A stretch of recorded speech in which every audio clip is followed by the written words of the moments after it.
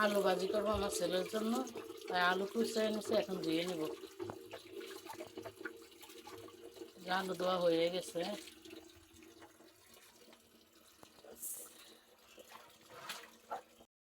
আলু ভাজিটা বসিয়ে দিছি। হলুদের গুঁড়া, লবণ,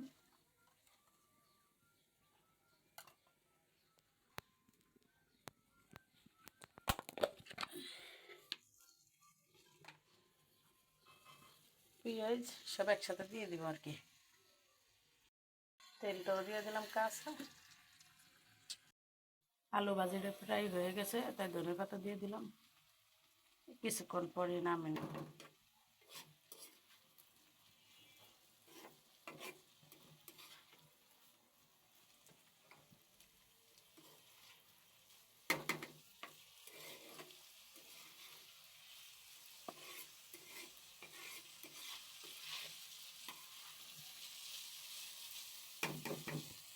ভাজারও হয়ে গেছে, আলু ভাজারও নামিয়ে নিব।